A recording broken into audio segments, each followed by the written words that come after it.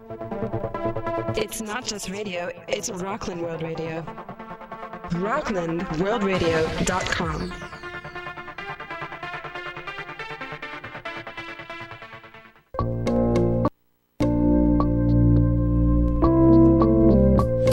Welcome to Dialogues with Dan, heard on Rockland World Radio, 6:30 p.m. Eastern Standard Time on Tuesday evenings. Be sure to check out the archives, which are located on the program page you can access via the menu bar. And now the host of Dialogues with Dan, Mr. Dan Windheim. Thanks, Richard. Hi, everyone. This is Dan, and tonight, this is like a throwback. I'm speaking with my youth football coach way back a long time ago. I'm speaking with Jack McGrade, and we're speaking about Valley Cottage Indians football and about football in general. Hi, Jack. Danny. Great to see you again. Thanks for having me, buddy. Excellent. Thanks for joining me. All right. Yeah, Jack, maybe you could tell everyone about your youth and about your football experience. Well, coming into, I guess I first have to say this is Jack McGrade Jr., as per Jack McGrade Sr. VCI football. I came into VCI football in the fall of 1970, watching a baseball game in Congress with my dad at 10 years old. And a man came walking up, started chatting a little bit, and asked if I wanted to play football, and introduced himself to my father and I as this guy named Bob Martin. Turned out to be a city cop, and they were starting a third football team in the Pop Warner League in Valley Cottage called the Peanuts. Yes. So I said, yeah, I'd like to play. My dad got on board, and lo and behold, I was the first quarterback, and they were the first coaches for the then third football team called the Valley Cottage Indian Peanuts. Oh, excellent. Back when there was only football. Yeah, yes. I see we're being joined by my family, my mom, my brother, my nephew, my niece. I remember that. And lady. my sister-in-law. So, hi guys. Hi. Yes, so Jack McGrade. So over the years, I imagine there's been a lot of changes in football. Well, through my time of coaching, 11 or 12 years with Pop Warner, I got out in '87 was my last year. Changes have come different ways. Number of kids available to play, their choice to play football, whether it's football or soccer or what have you. Different changes have happened. But yeah, maybe you could speak about risks, maybe in football. I know there's a lot of stuff in the news about the head injuries and the neck injuries and back injuries. Could you touch on that? Lightly. Football's always a physical game. Even back when we were coaching you and everybody else, and I was getting taught how to play. Safety was the first thing. Head injuries, tackling properly. So if that's the concern, yeah. It continues to be a concern. Oh, most definitely. Of course. But I have to admit, and maybe you'll also admit, that back in those days, that coaches, not you per se, but someone say, oh, suck it up, go back in there. Oh, you have a ding? You have a ding? Oh, your bell was wrong. Get over it. Go back in there. Things might have been overlooked at times, Yes. but I think in general it was safety was a concern all the time. Oh, For sure. I mean, the coaches always were very behind us and made sure we drank liquids and followed through on everything. Sure, absolutely. And that was a great period of my life. Meeting with you and the other coaches, Sure. that was such a highlight of my life. 70s and 80s football with Valley Cottage Indians was a little different than present day. Yes. Yeah, maybe could you touch on other areas that might be different? Different in what way? I couldn't tell you other than participation and... Maybe rules? Like as far as hitting the quarterbacks? I couldn't expand on that at all. No, everything has come down to safety, and it's... Yes. I don't tell you. Do they have any, like, new rules, like a chest protector, like, over the heart? I know in baseball, pitchers wear a protector over their heart, to avoid comebackers that might strike them. Be honest with you, I don't know if they do or don't. Oh, Totally no. don't know. Been out of the circuit a little while. Yes. Yes. So, as far as what you know, what do you think football in general is better these days in that they're more focused on health concerns and the benefits of the players? The health concerns are always on top of the list. The benefits of playing, if that's what you're asking, the camaraderie. I can only reflect and look at some of the current ex-players that have kids playing elsewhere. One guy that shows up in my mind is Clarence Case, who has his boy down in playing Pop Warner football down in Harlem, where he's a coach, I think. Oh, really? And I see similarities to when we were playing back then. But Yes. safety concern, the helmet's concern, is always the top of the list. Oh, definitely.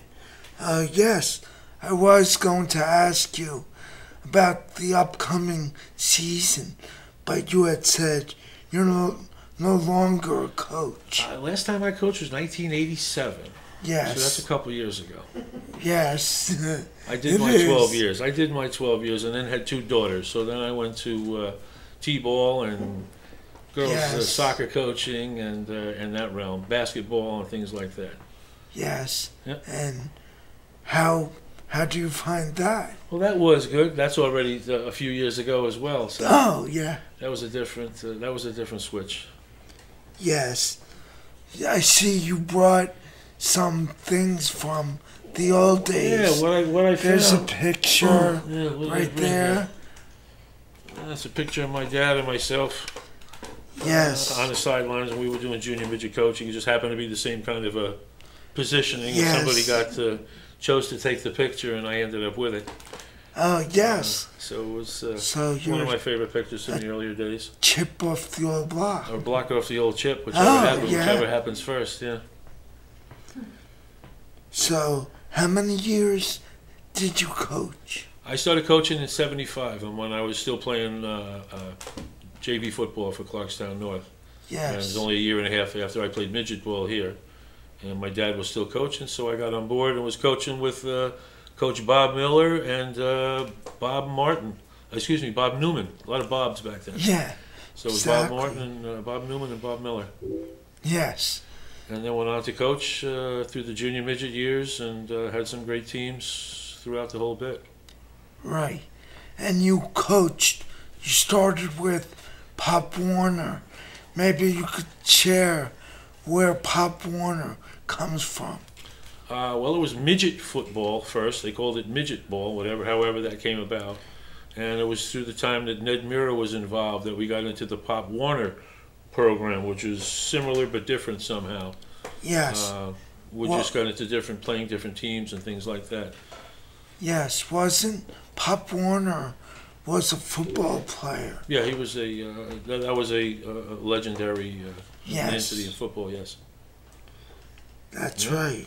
And playing Pop Warner allowed us to go and play the Massachusetts teams, Yes. which is another whole Valley Cottage Indian story when we used to go up there and we were told we were going to be schooled in how to play football, and then after we put it in the end zone after the third play, we were actually doing the teaching. They were. So we had good times up in Massachusetts a few years. Oh, excellent. Bus trips, things like that. Yeah, I remember Sure. those trips. Braintree and Braintree, Swampscott, Yes, Hingham, Tewksbury.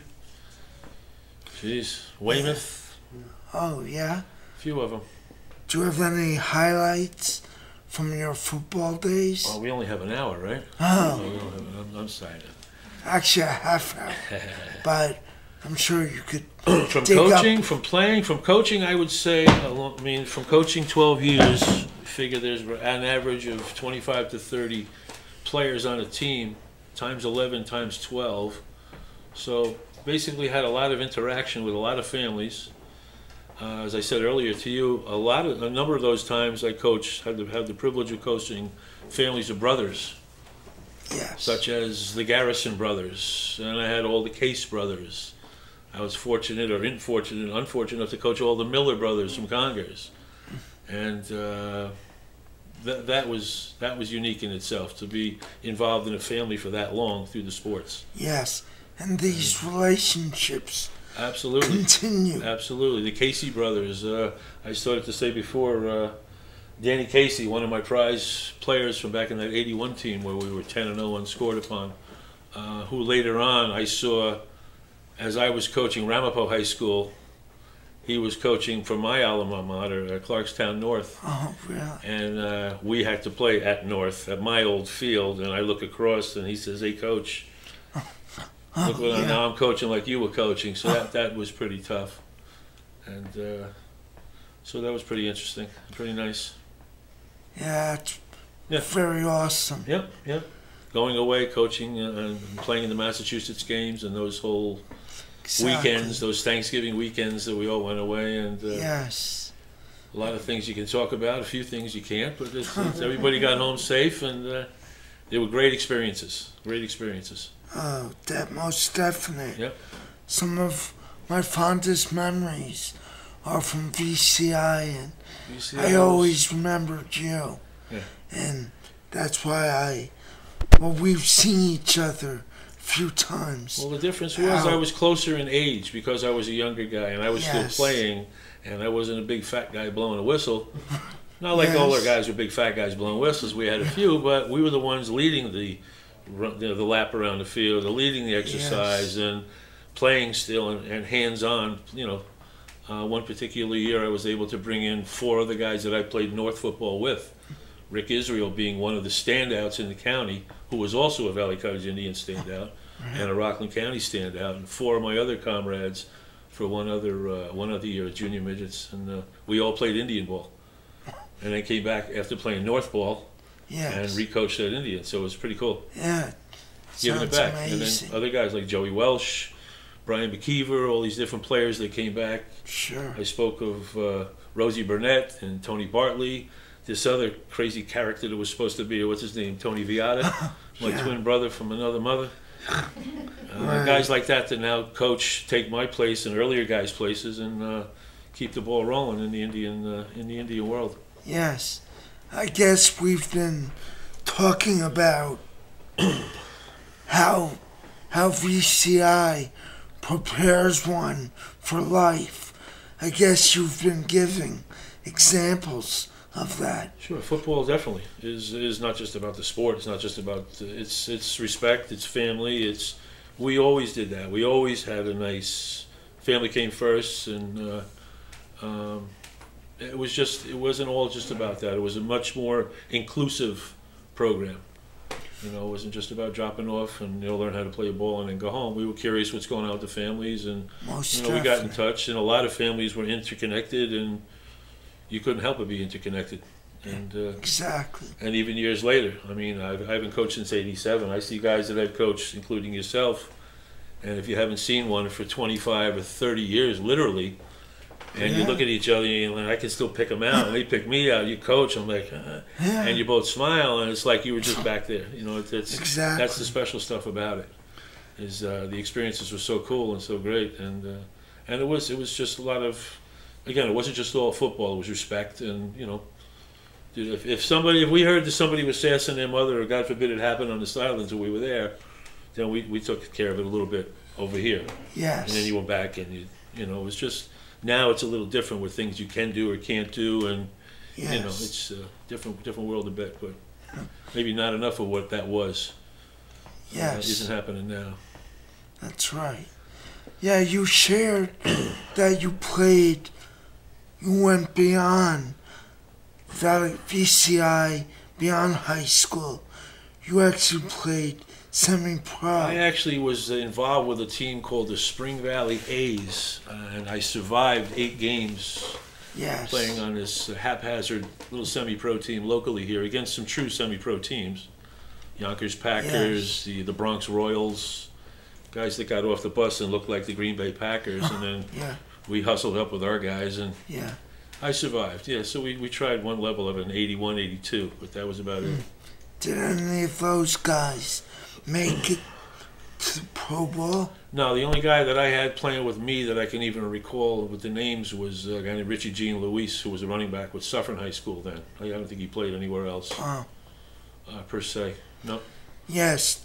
Did the rules from VCI, from the Pee-wees, and your semi-pro, and even pro, are the rules basically similar? Football's football. Yep. Yes. No, it didn't change to that regard. Nope. Nothing different. Yes. I think rules, and I'm thinking of back in the 70s and 80s, and you'll remember the referee, Jerry Coopersmith. Oh, I want to talk about Yeah. a character in the mix of all the coaching and all the sports back then with the Exactly. Indians. He was a and some of the other coaches would definitely have a few things to say about him. He was a fun guy. He's the guy. He's the ref that we would invite to the annual dinners, and everybody throw the yellow napkins out as soon as they introduced him, and all. So it was fun.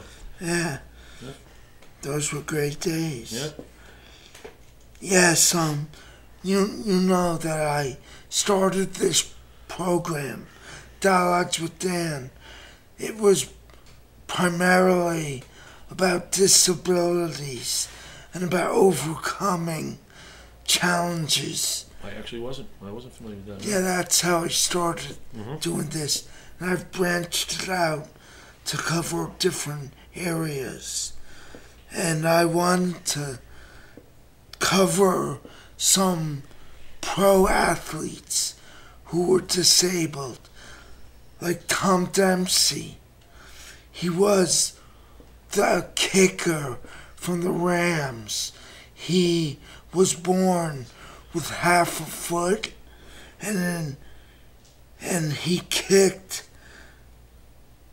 a 63-yard 63, yeah, field I goal was kicking in 1970.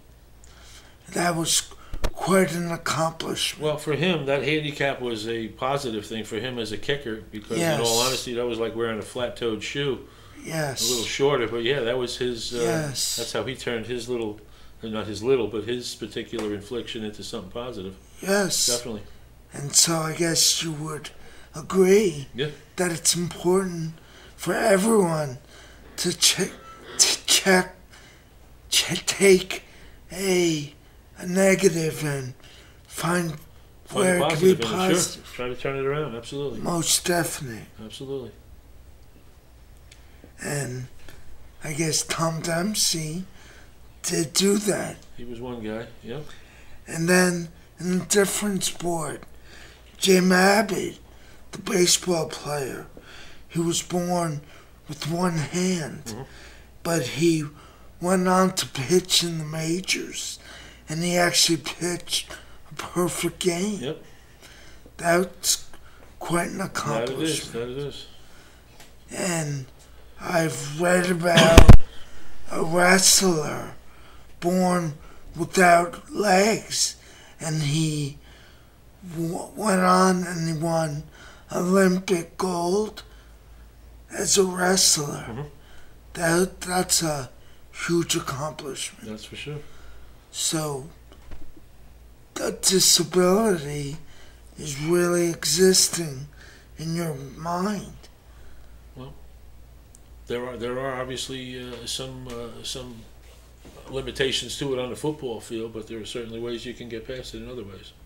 Yes. Depending on what you're doing. Yes, I would agree with you there. And I've seen, like on Sports Center, a boy that was born with cerebral palsy, and although he isn't able to partake in the actual game, football, but he ended up, or he's a manager of the team. Mm-hmm.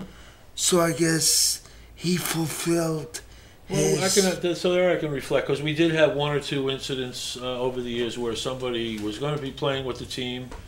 I can think of one fellow that had a medical injury, and he ended up being the manager. So he was still part of the team, he was still with the team, but he had his, he wasn't an actual player, but because of what happened with his operation, he ended up being a part of the team as a manager. So it was good for him to be a part. It's good for his, to be part of the group. Yes. Sure. So we all have to do what we're able, and that goes beyond football. Sure. That's for everything in life. And so, Jack, what are you doing these days? These days I'm doing home improvement work. I'm a contractor. I do fire alarm installation, electrical, things of that nature. I have two daughters, one graduated college, one going into college.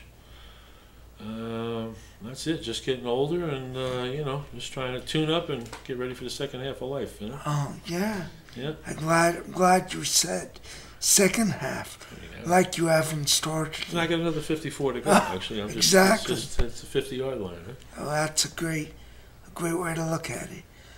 Yeah, so you brought some of these programs. What did I bring? Actually, what I brought was some old playbooks. What I brought here was just a couple of old, some of the old Valley Cottage Indian, what do you see here, all the programs that they used to hand out.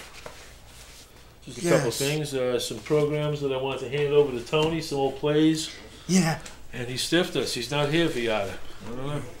Yeah, but he'll hear. Oh, he'll hear it all right. From he'll both hear of it. us, Oh, he's yeah. going to hear it all right. Yeah. He's going to hear it. Yes, so back in those days, our offenses weren't that in depth. They were pretty basic. Yeah, earlier Right. days, I'll be honest with you, as things went on, it depended on the kids and how much they could take. Yes. I spoke of that '81 team. I happened to be the offensive coordinator and quarterback, and myself, and also that particular team, that particular group of guys, and others. You could pretty much teach them anything, and if the right scheme, if you had the right kids with the right commitment to the job too, and they wanted to play, then they absorb like sponges. Yes.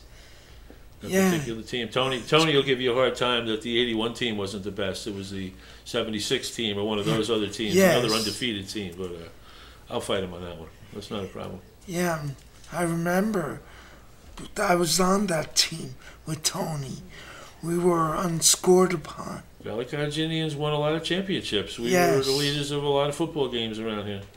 Yes, and maybe you could share what are the teams that we played while here in the county. Well, locally it was only the county teams. Now Right. now you have, I see Mayapack. Even in high school, I see teams out of the area which are just logistically strange. But we played, just Ramapo, New City, North Rockland was our big nemesis. It was the Orangetown Patriots.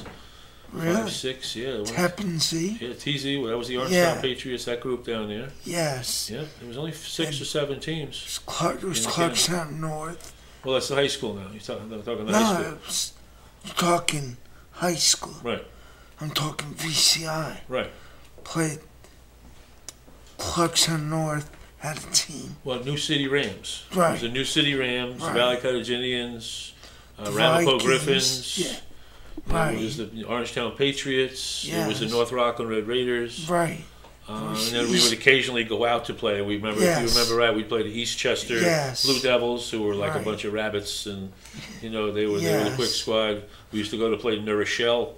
That was a bus trip to go play. That's maybe different practice games and things like that. Mamaroneck, right? We went to Westchester a few times. That's right.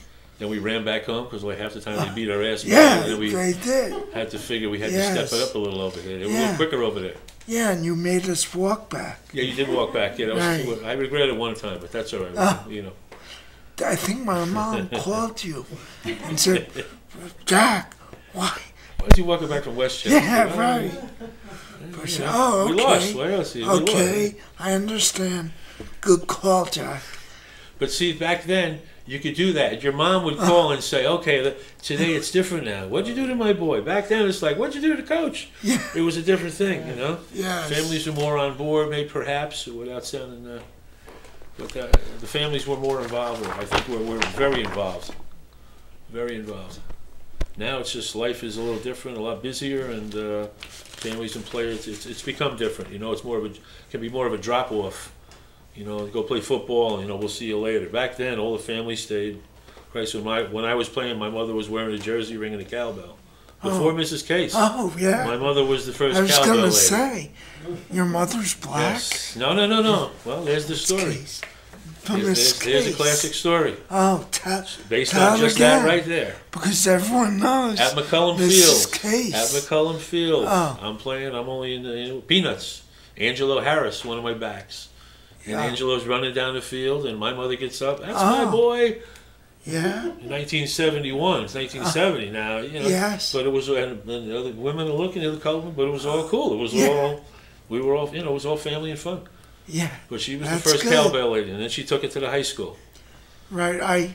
I heard a rumor from one of our co-football players that all the parents were drunk. That's why they were. I would never think such a thing would be even possible. No. Not at all. Probably not. No, I wouldn't touch that. Let's err on. Has to be a story. Yes, exactly. To be a story. Yes, so I remember those great football coaches, like you had mentioned, Bob Murphy, Bob Newman, Miss Coach Revito. When I first came in 1970 as the Peanuts, when I was 10, the midgets coaches were the following. They were Mr. Revito, Jim Scarpinato, Mr. O'Gorman were the three main coaches. The photographer was Mr. Oh my gosh, I just forgot his name. Erwin Paul ran the league, Mr. Polanski. And the midget, and it was just the midgets. Then it was the peewees, which was Mr. DeAndre, the bald eagle, Andre DeAndre, and Jimmy Rourke's dad, Mr. Rourke. Oh, and then of course the third team, like I said, that we started was my father, Mr. Martin, and that was the start of that. Excellent. So how could people listening find out more about the VCI? I would say. Don't you have a website? You would have to ask Mr. Tony Viata about that, who is not here. The present day commissioner. I'm a past guy. Oh, yes. He's a present day man. Yeah. So you would have to definitely get on the VCI, even on Facebook. You can get on VCI football, and you can find different ways to get there and there. And I get on there and chat with some of the older guys. Oh, you do? Yeah. Excellent. Yeah.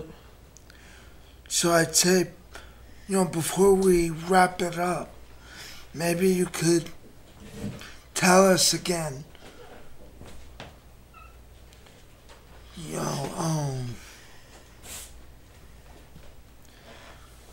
VCI, what some of the old VCI people are doing. I'm sure you I bump into a lot of them, and like I say, they have real jobs. Oh, real jobs. Yeah, real jobs. like what? Actually, those young people that I coached and all those back then are real cops, real firemen, real parents, real attorneys, real doctors, real, And so a few of them got locked up, but not a lot of them. I mean, it was, it was what it was. But I mean, You know what I mean? You can't keep them all on board. Like it's, Exactly. you can only teach them. You can't keep them under, Yes, so VCI. But a lot of positive. More positive. Far, far, far more positive than any negative could be construed. They were great times. Great times. Yes. And seeing all the guys out there, like I said, in present day, just brings it back and it makes it all worthwhile. Even seeing you, strangely enough, makes it, it's all worthwhile. You think back to those days, and we were fortunate. I was fortunate to be able to be involved with different people and players and meet all different people, family. Excellent. My pleasure. Yes. My pleasure. Yes. Great to see you. Yep. So VCI is a great way, not just VCI, but football, youth football all around the country. Youth sports in general. Will be great lessons for everyone. The kids are out playing, you see it now. Younger kids, more obesity, heavier kids not playing ball. It's all of this and all of that. Yes. Years ago, we didn't have all this and all that, so we were out.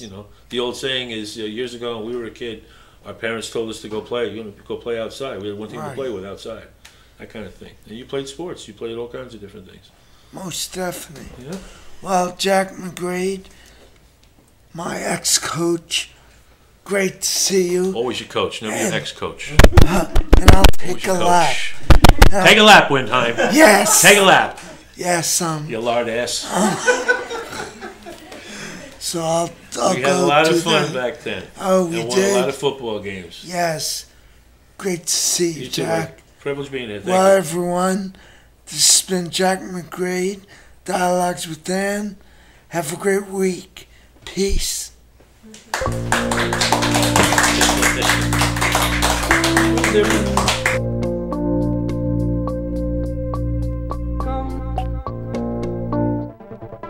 It's not just radio, it's Rockland World Radio. RocklandWorldRadio.com